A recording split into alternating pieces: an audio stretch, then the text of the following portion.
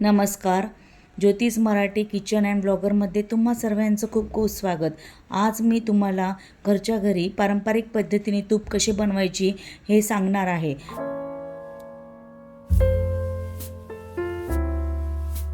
यासाठी मी 8 ते 10 दिवसाची साय फ्रीजमध्ये साठवून ठेवलेली होती. आता एका भांड्यामध्ये ही साय मी काढून घेतलेली आहे आणि रवीच्या साहाय्याने ती साधारणतः 5 ते 10 मिनटं व्यवस्थित फेटून घेतलेली आहे. साय फेटून घेतल्यामुळे यातील लोणी काढायला आपल्याला सोपे जाते. साय आता व्यवस्थित एकजीव झालेली आहे.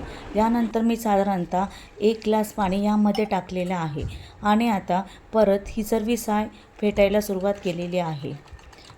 रवीच्या साहाय्याने हे सर्व मिश्रण व्यवस्थित फेटून घेणार आहे. आता हळूहळू यावर लोणी यायला सुरुवात झालेली आहे. यातील लोणी मी काढून घेणार आहे. ही प्रक्रिया 2 ते 3 वेळा मी करून घेणार आहे.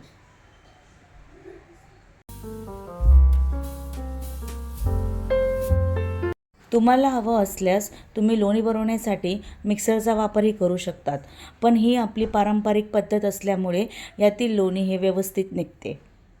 अशा प्रकारे 2 ते 3 वेळा मी हे सर्व फेटून घेऊन यातील लोणी काढलेले आहे. साईमधून सर्व लोणी काढून झालेले आहे. आता मी हे मंद आचेवर गॅसवर ठेवणार आहे. साधारणतः 15 ते 20 मिनटं मंद आचेवर तूप बनवण्यासाठी हे लोणी गॅसवर राहू द्या. मधून हे लोणी थोडेसे चमच्याने चाळत राहा. अशा प्रकारे आपले सुंदर असे घरगुती साजूक तूप तयार झालेले आहे.